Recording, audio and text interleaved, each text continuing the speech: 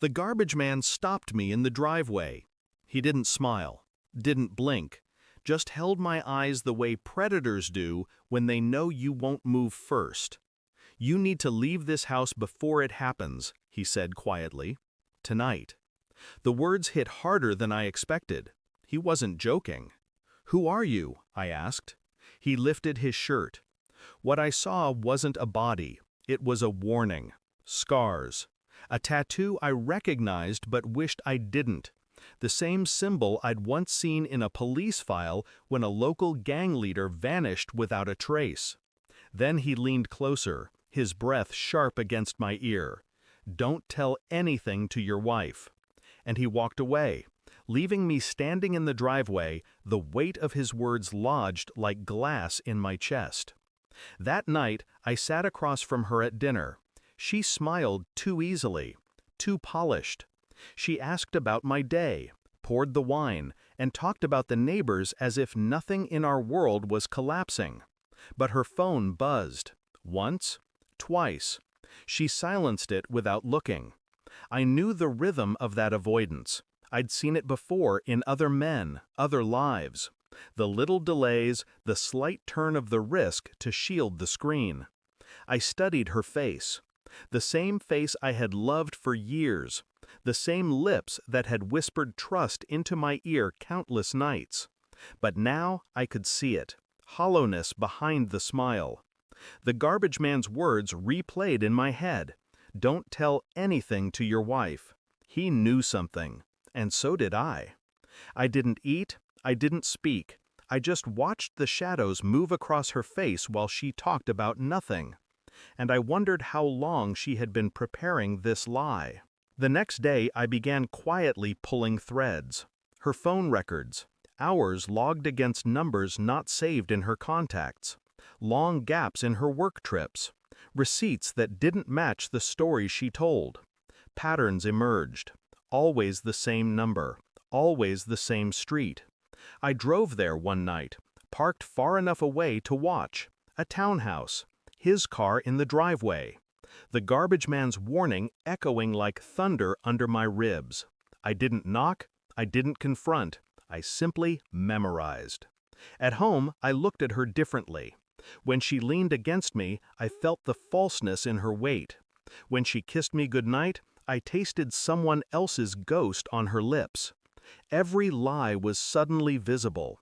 Every truth she thought she buried pulsed in the silence between us. I moved carefully, deliberately. The test was next. DNA. Not for me, for our son. A week later, the envelope arrived. My hands didn't shake when I opened it. My chest didn't tighten. It was clean, brutal, 0%. I waited until she returned from her meeting. She dropped her bag by the door, her face lit by practiced innocence.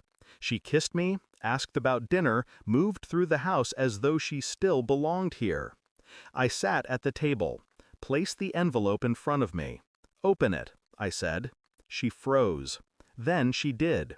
Her face broke in stages.